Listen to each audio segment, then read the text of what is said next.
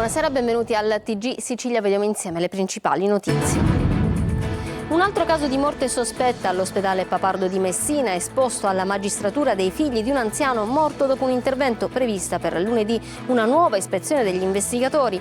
È ricoverata in pericolo di vita al San Marco la madre della piccola Gloria, la neonata morta subito dopo il parto all'ospedale Garibaldi Nesima di Catania. Oggi l'autopsia sul corpicino della neonata, illegale. Temiamo che vi siano stati una serie di gravissimi errori. La morte di Ilaria, al TG Sicilia il super perito nominato dalla famiglia avrà il compito di analizzare i cellulari sequestrati ai compagni della ragazzina trovata impiccata a Piazza Armerina. In 10.000 in corteo a Palermo per lo sciopero generale di CGIL e UIL. In Sicilia protestano i sindacati, le pensioni sono più basse che nel resto del paese. I giovani senza il lavoro vanno via, la sanità è in crisi. Dopo la crisi idrica, acqua inutilizzabile in 15 comuni in provincia di Trapani e in 3 dell'Agrigentino, anche per uso non alimentare. La causa? Salmonella nella rete idrica. A Caltanissetta intanto nuovo stop alla distribuzione dell'acqua, residenti allo stremo. A Catania si accende il Natale con l'illuminazione ufficiale del grande albero di Piazza Università. Festa in strada che coincide anche con il pienone nelle vie dello shopping per il giorno del Black Friday. Calcio, Palermo in cerca della svolta. Domenica al Barbera arriva lo Spezia degli ex Materio e Soleri. In Serie C il Catania alla Cavese nel mirino. Toscano e i suoi puntano a riscattare l'eliminazione dalla Coppa Italia.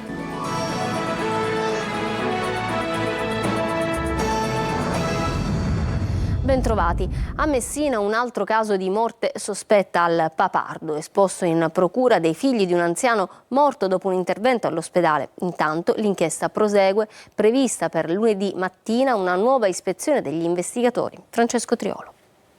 Si profila un altro caso di morte sospetta all'ospedale Papardo di Messina, dove un 82enne originario della provincia di Ragusa, residente da decenni in Australia, è deceduto lo scorso 17 settembre. I figli che vivono in Australia hanno presentato un esposto alla Procura della Repubblica di Messina attraverso l'avvocato Massimiliano Fabio, chiedendo il sequestro della cartella clinica e di tutta la documentazione relativa al ricovero. L'anziano in vacanza sull'isola di Stromboli era stato colpito da un infarto e trasferito d'urgenza in elisoccorso al Papardo, dove era stato sottoposto ad un'angioplastica con applicazione di uno stent. I medici avevano assicurato la famiglia sul buono stato di salute del paziente, nonostante fossero presenti calcificazioni coronariche che richiedevano ulteriori interventi. Nonostante le rassicurazioni, le condizioni dell'uomo si sono improvvisamente aggravate, portando ad un ricovero in terapia intensiva per un'infezione inizialmente diagnosticata alle vie urinarie e poi ai polmoni. Il rapido peggioramento a causa del decesso ritenuto anomalo dai figli, che ora chiedono piena luce sulla vicenda. Intanto sul fronte dell'inchiesta è slittato alla prossima settimana l'interrogatorio della direttrice generale dell'ospedale Catena di Blasi, convocata in procura dopo il sequestro delle 2 sale operatorie. E per lunedì è prevista una nuova visita degli investigatori. Dopo i primi rilievi della scientifica e il sequestro disposto dal giudice, infatti i magistrati Anna Maria Arena, Anita Siliotti e l'aggiunto Vito Di Giorgio hanno ritenuto necessario effettuare nuovi esami direttamente nelle sale dell'ospedale, che saranno effettuate dai consulenti scientifici che hanno già analizzato parte dei campioni prelevati nei precedenti accertamenti tecnici. Si è conclusa l'autopsia sul corpicino della piccola Gloria, la neonata morta 2 settimane fa a poche ore dal parto all'ospedale Garibaldi Nesima di Catania. Il legale: temiamo che vi siano stati una serie di gravissimi errori. Orazio Longo.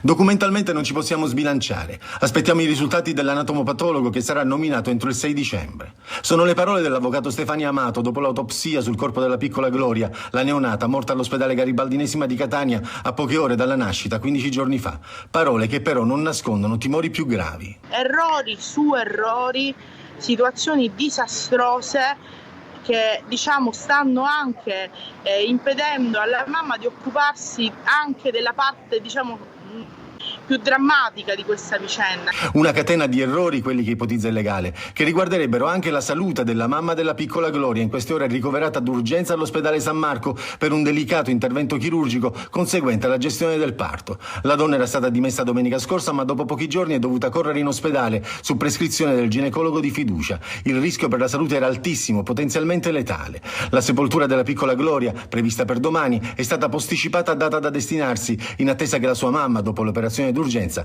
possa partecipare al funerale, dandole l'ultimo saluto. Ad Agrigento, per effettuare una colonoscopia, c'è una lista d'attesa anche di 15 mesi e la denuncia di un paziente bisognoso di cure per combattere un tumore. Schifani dispone un'ispezione nella locale azienda sanitaria. Ce ne parla Davide Sardo. Da 7 a 15 mesi per una coloscopia urgente. Succede ad Agrigento, dove un paziente oncologico ha tentato di prenotare l'esame al CUP, il centro unico prenotazioni dell'azienda sanitaria. L'operatore gli ha prospettato 2 date, la prima a Sciacca nel novembre del 2026 e la seconda a Canicattì nell'agosto del 2025. In pratica, per una sospetta recidiva da tumore, l'uomo dovrebbe aspettare diversi mesi. La denuncia, ripresa dal quotidiano La Sicilia, ha avuto se non altro un effetto immediato. L'azienda sanitaria agrigentina ha annunciato di avere attivato un numero di telefono riservato alle prenotazioni dei pazienti oncologici e ha disposto un'ispezione. Il presidente della regione Renato Schifani ha sollecitato l'assessore alla salute Giovanna Volo ad intervenire sul caso, ribadendo l'impegno del suo governo nell'abbattere le liste d'attesa e restituire dignità ai pazienti siciliani. La morte di Larimar al TG Sicilia, il superperito nominato dalla famiglia avrà il compito di analizzare i cellulari sequestrati ai compagni della ragazzina trovata impiccata vicino casa a Piazza Armerina. Lorena Dolci. Se esiste quella foto che ritrae Larimar in pose intime, se circolava un video compromettente ripreso a sua insaputa, lo dirà l'analisi degli 8 cellulari sequestrati ai suoi compagni. Per questo la famiglia della ragazzina trovata impiccata vicino casa a Piazza Armerina ha nominato un superperito, lo stesso del caso di Alberto Stasi, che seguirà l'analisi dei dispositivi. Tendenzialmente qualche cosa si riesce a recuperare, però dipende molto da quando è stata cancellata, dal tempo intercorso, dagli applicativi coinvolti, quindi insomma non possiamo dire a priori se sarà possibile o meno. L'accertamento sarà utile anche per confermare 2 nuovi capi di accusa che la procura ha aggiunto a quello di istigazione al suicidio, revenge porn e detenzione di materiale pornografico. L'avvocato della famiglia, che continua a non credere all'ipotesi del suicidio, non conferma però neanche questo tassello. Noi non sappiamo nulla con riferimento a questo video, non sappiamo niente con riferimento alle immagini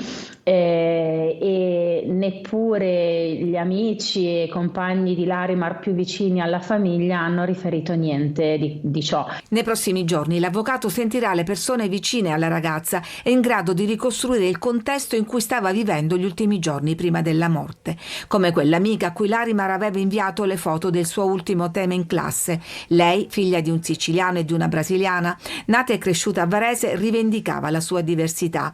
Ognuno di noi è diverso, scriveva, ed è per questo che la definizione di cultura non può essere che personale.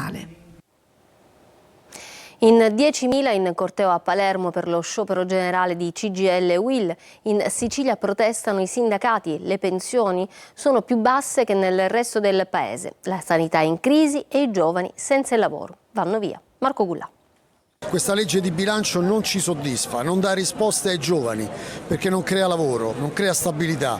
È proprio il lavoro uno dei temi centrali dello sciopero generale promosso da CGIL e UIL. Qui siamo a Palermo, oltre 10.000 persone sfilano per le vie del capoluogo. Il tema dello sciopero espresso negli striscioni e nel titolo dell'iniziativa è cambiare la maniera di bilancio. Tantissimi cartelli, tra i quali uno che vede il ministro delle infrastrutture Matteo Salvini in una caricatura paragonato al personaggio del film eccetto la qualunque. Arrabbiati perché il governo non ascolta i bisogni degli italiani, dei poveri, quelli che non si possono curare, dei pensionati che non arrivano a fine mese, dei lavoratori precari. Siamo incazzati per questo. E le persone per venire a manifestare, per scioperare, perdono una giornata di lavoro perché hanno bisogno di fare capire al governo che abbiamo bisogno Redditi bassi, poco lavoro e giovani costretti ad emigrare dalla Sicilia. La protesta accesa di sindacati e lavoratori. Siamo qui per lamentare tutto quello che non va in questo paese, perché è inaccettabile che per una visita medica dobbiamo aspettare mesi. Stiamo parlando da amministrazioni comunali, amministrazioni regionali, non c'è un aspetto che funziona in questo paese, non c'è lavoro, non c'è nulla, i ragazzi devono partire. Siamo molto arrabbiati perché vogliamo che ci vengano riconosciuti i giusti diritti e che comunque vengano adeguati anche gli stipendi e le pensioni, soprattutto dei nostri genitori e dei nostri nonni. Ci precettano perché abbiamo rispettato le norme per la programmazione dello sciopero. Hanno paura di noi? Questa è la risposta della piazza. Questo è il paese reale che protesta oggi.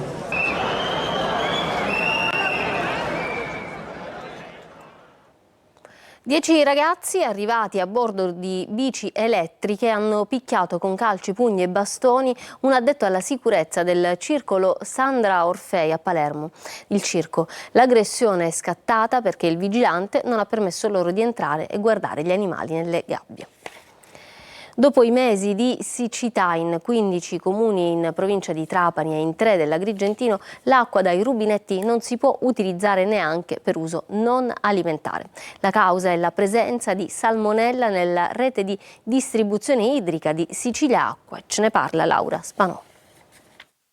Ancora un'altra tegola per il trapanese, non bastava la prolungata crisi idrica, ora dai rubinetti scorre l'acqua ma non si può utilizzare, tutto questo per via dell'allarme salmonella scattato in queste ore. La presenza del batterio è stata riscontrata nelle reti gestite da Sicilacque, in particolare nell'acqua della diga Garcia in uscita dal potabilizzatore di Sambuca. È stata la stessa società a darne comunicazione ieri sera all'azienda sanitaria provinciale di Trapani e di Agrigento, che hanno invitato i sindaci a emettere l'ordinanza che vieti l'uso potabile dell'acqua fino a quando la situazione non ritornerà alla normalità. Si parla di almeno 5 giorni. Il batterio presente in rete costituisce un fattore di rischio significativo per l'acqua in distribuzione, scrive il direttore del Dipartimento Prevenzione Francesco Di Gregorio. Intanto per i comuni di Partanna, Santa Ninfa, Salaparuta, Poggioreale, Gibellina, Salemi, Vita, Calatafimi, Buseto, Alcamo, Paceco, Erice, Valderice, Custonaci e Trapani e nell'Agrigentino Santa Margherita Belice, Montevago e alcune contrade di Sambuca c'è il divieto di utilizzare l'acqua potabile per bere, cucinare, lavare alimenti e persino per l'igiene personale, compreso fare la doccia. L'ASP ha suggerito di acquistare acqua potabile in bottiglia per coprire le necessità quotidiane e adottare sistemi temporanei di potabilizzazione come la bollitura prolungata dell'acqua, l'uso di disinfettanti come la mucchina da utilizzare secondo le indicazioni riportate nelle confezioni. E rimaniamo in tema di crisi idrica, di problemi legati all'acqua, perché a Caltanissetta un nuovo stop alla distribuzione idrica con turni che si prevede si prolungheranno ancora per parecchi giorni. Arriverà appunto nei prossimi giorni. I residenti sono ormai allo stremo, come ci racconta Rita Cinardi. A Caltanissetta torna l'incubo della crisi idrica con turni che, come si prevede, si allungheranno oltre 10 giorni. La città, già provata da mesi di emergenza idrica, da martedì ha dovuto subire un nuovo stop alla distribuzione dell'acqua a causa dell'ennesimo guasto dell'acquedotto Ancipa. Guasto che è stato già riparato, ma ieri la cabina di regia per l'emergenza idrica della regione ha imposto a Siciliacque il distacco di Caltanissetta e San Cataldo dalla diga Ancipa, che potrà rifornire soltanto 5 comuni dell'ennese Ancipa dipendenti. Il capoluogo nisseno adesso potrà ricevere soltanto acqua dai pozzi, che in questo momento viene garantita in quantità minime, perché a causa di grosse perdite dalla conduttura che dovrebbe far arrivare l'acqua dal campo pozzi di San Giuliano in territorio di Butera, dovrà prima essere realizzato un bypass di 1,6 km. Attualmente i tecnici stanno lavorando per realizzarlo e nel frattempo a Caltanissetta e San Cataldo arrivano quantitativi non sufficienti a soddisfare le esigenze dei residenti. Per molte famiglie si tratta di un ritorno a decenni fa. Quasi in ogni casa si riempiono vasche e bidoni perché resistere senza acqua corrente per oltre una settimana è quasi impossibile. Addirittura si parla di 12 giorni. Quindi credo che sia veramente vergognosa una cosa del genere. Per commercianti e ristoratori le cose non vanno meglio, in tanti sono costretti a rifornirsi con le autobotti, costi che vanno a pesare su un'imprenditoria, quella nissena, già in difficoltà. Con notevole aggravio di costi sia diretti che indiretti, perché comprano 2 autobotti alla settimana e anche nei costi delle materie prime come frutta e verdura ci sono stati notevoli aumenti. A Palermo i vigili del fuoco sono intervenuti per il crollo di un edificio a 2 piani in cemento armato nel comune di Carini, in via Anturium. L'edificio era disabitato, ma per scongiurare la presenza casuale di persone sotto le macerie sono intervenute anche le unità cinofile dei pompieri e il personale specializzato nella ricerca in materia e non hanno trovato nessuno. L'esito è risultato negativo. Intervenuti anche gli agenti della Polizia Municipale di Carini e i carabinieri di Villa Grazia di Carini. Lasciò il suo cane senza cibo né acqua, chiuso in un garage. Oggi il proprietario di Gibbi, morto ad appena 1 anno, è stato condannato a 6 mesi di reclusione, pena sospesa, dal Tribunale di Catania e dovrà pagare 12.000 euro di risarcimento alle associazioni animaliste che lo avevano denunciato. Andiamo a Palermo, scoppia un nuovo caso sull'assegnazione dei fondi regionali per la promozione turistica. Stavolta nel mirino finiscono contributi per 147.000 euro destinati al piccolo comune di Castel di Lucio, gestiti dal segretario di un deputato di Forza Italia, Manlio Viola. Non bastava il caso Auteri a Sortino, anche il piccolo comune di Castel di Lucio, nel Messinese, poco più di 1.000 abitanti, adesso finisce al centro di una vicenda simile. Fondi per oltre 147.000 euro sarebbero stati stanziati dalla Regione per spettacoli organizzati in quel territorio da 2 associazioni, a capo delle quali ci sarebbe il segretario del deputato azzurro Alessandro De Leo. Il sistema sarebbe uguale a quello denunciato per Auteri, che avrebbe dirottato fondi su un'associazione che si trovava nella sua abitazione gestita da sua madre. Tecnicamente nessun reato, ma una questione di etica e opportunità politica quella che viene sollevata proprio mentre l'Arse discute l'assegnazione dei nuovi contributi per il 2025, circa 7 milioni e mezzo di euro per la promozione turistica. Tocca ai 5 Stelle presentare un emendamento anti-parentopoli. La norma prevede che i finanziamenti siano concessi d'ora in poi solo tramite avviso pubblico e che i rappresentanti degli enti beneficiari non abbiano legami di parentela o affinità con il Presidente della Regione, gli assessori o i deputati regionali. Ma intanto le opposizioni chiedono di cancellare del tutto un capitolo di spesa esistente che vale 3 milioni e mezzo di euro destinati all'assessorato al turismo per le iniziative di alto valore turistico promozionale. Si tratta di fatto di quelle che una volta si chiamavano iniziative direttamente promosse, soldi fondamentalmente a disposizione discrezionale del vertice politico. 4 scafisti di origine sudanese sono stati fermati a Catania con l'accusa di favoreggiamento aggravato dell'immigrazione clandestina. Adelaide Barbagallo. 4 scafisti di origini sudanesi sono stati fermati dalla polizia di Catania su disposizione della procura per favoreggiamento aggravato dell'immigrazione clandestina. I fatti risalgono allo scorso 20 novembre, quando al porto di Catania è attraccata la nave ONG Aita Mari, battente bandiera spagnola, con a bordo 53 migranti di varie nazionalità soccorsi in acque internazionali.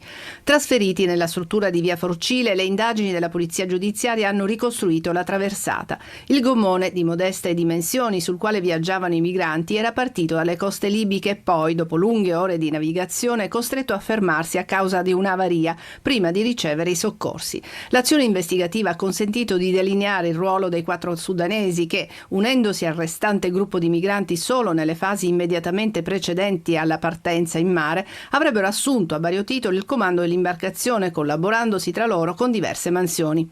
A suffragare il quadro indiziario convergerebbero anche gli esiti delle perquisizioni personali eseguite nei loro confronti, dal momento che sono stati trovati in loro possesso alcuni dispositivi elettronici riconducibili al ruolo che gli stessi avrebbero rivestito sull'imbarcazione durante la lunga traversata in mare. A Catania da oggi si respira ufficialmente aria natalizia. Il sindaco Trantino ha acceso il grande albero in piazza Università. Le vie della città sono ancora più illuminate da luminarie, ancora più luminarie, grazie alla collaborazione di tanti sponsor che hanno aderito all'iniziativa del comune, come ci racconta Desiree Ferlito. Catania si accende di luci e in città si respira già l'atmosfera natalizia. Il sindaco Enrico Trantino, con i rappresentanti dell'amministrazione e del Consiglio Comunale, ha acceso le luci del grande albero di Piazza Università, con i mercatini e le luminarie natalizie della città. 3, 2, 1, via!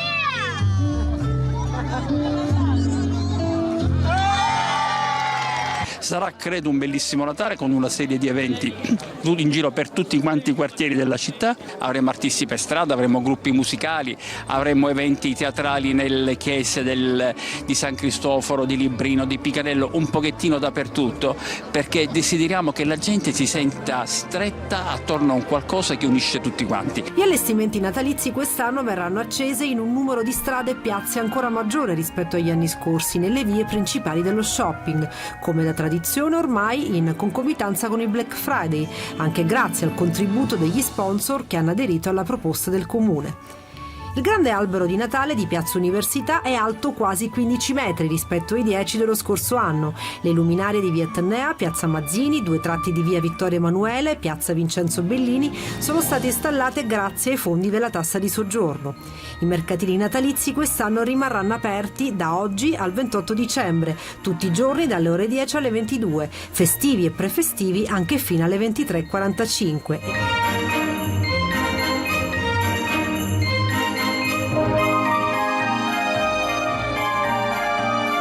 Che il Natale in città abbia inizio.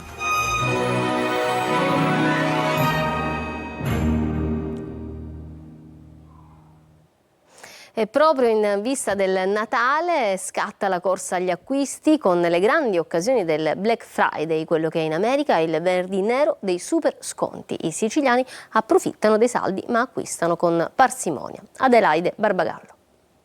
In Sicilia, nelle vetrine dei negozi, sconti e promozioni vengono pubblicizzati da una settimana, ma è oggi il Black Friday. È il venerdì che in America cade il giorno dopo la festa del ringraziamento, è considerato l'inizio della stagione degli acquisti natalizi e dei relativi saldi. Il venerdì che negli anni 50 i negozianti segnavano col colore nero per indicare grandi affari, al contrario dei giorni segnati in rosso. Una giornata di sconti speciali adottata anche in Italia. I siciliani colgono l'occasione di prezzi ribassati? Io sto andando in palestra, è il miglior regalo che mi possa fare. Ma sono già acquisti per i regali di Natale o per lei? No, è un acquisto personale, mi sono fatto un regalo personale, tutto qua. E i giovani per chi comprano? Sia per me stesso che anche per la mia famiglia. Ne approfitto giustamente. Così ne approfittiamo, così vogliamo di meno. Sconto reale o meno si acquista solo se il prezzo viene giudicato conveniente. Non ho fatto quello che viene consigliato, di venire il giorno prima a vedere qual è il prezzo, non ho avuto questa pazienza, quindi devo stare in fiducia.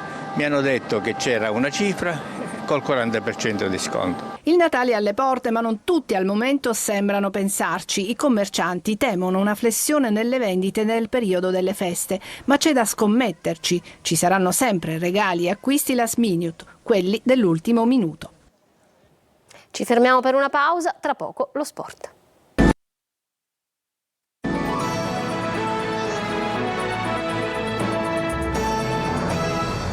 Ritorniamo in studio con lo sport. Il Palermo lavora in attesa del match di domenica al Barbera contro lo Spezia. Tornano da ex Matteo e Soleri. Dionisi chiede la svolta. Marco Gullà. Cercasi gol. Le punte centrali del Palermo hanno numeri tra i peggiori della Serie B in quanto a rendimento. Henry, Brunori e Leduaron, i tre alfieri che dovevano mettere le ali e Rosanero, sparano a salve. Solamente 3 gol segnati in tutto il campionato, 2 fatti da Henry, 1 da Brunori, tra l'altro su rigore, e 0 da Leduaron. E domenica al Barbera arriva lo Spezia, secondo in classifica, con 2 ex rosanero vogliosi di riscatto, Matteo e Soleri. Il Palermo deve cambiare marcia, anche perché la classifica inizia a non sorridere, siciliani sempre in zona playoff, ma solamente con 3 punti di vantaggio su quella playout. Alessio Dionisi dovrebbe confermare in gran parte la formazione che ha pareggiato contro la Sampdoria, pochi dubbi soprattutto sul sistema di gioco che rimane il 4-3-3.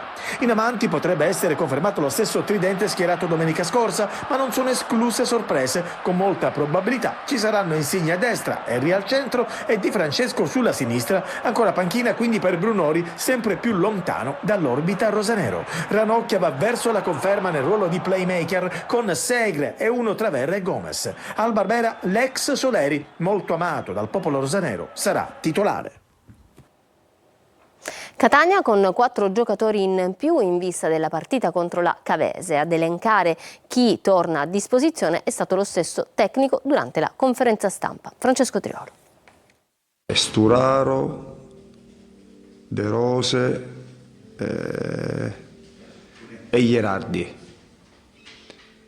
Lunetta ha bisogno di qualche altro giorno di riposo. Mimmo Toscano elenca i recuperati in vista della gara di domani contro la Cavese e l'esordio della sua conferenza stampa pre-gara di oggi. Parole che danno un pizzico di positività per un Catania che ha dovuto fare i conti nelle ultime settimane con tante assenze. Quanti minuti potranno garantire in campo ancora non si sa, ma intanto è sempre bene avere a disposizione più soluzioni. La partita contro la Cavese potrebbe segnare il definitivo rilancio del Catania in campionato. Il successo interno ai danni del Trapani una dozzina di giorni fa, il 2-2 ad Avellino, sfiorando un clamoroso successo esterno, hanno dato alla squadra uno slancio in più in vista della fine del girone d'andata.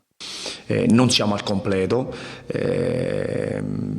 ma per questo dobbiamo dare tutti qualcosa in più per sopperire a questa situazione. Si appella al senso di squadra, alla compattezza del gruppo, quindi Mimmo Toscano, che conta ancora più di chi sarà a scendere in campo dal primo minuto. Lui farà la conta nell'immediata vigilia della partita. I dubbi di formazione sono i soliti, ma l'obiettivo è uno: non perdere contatto con le prime posizioni.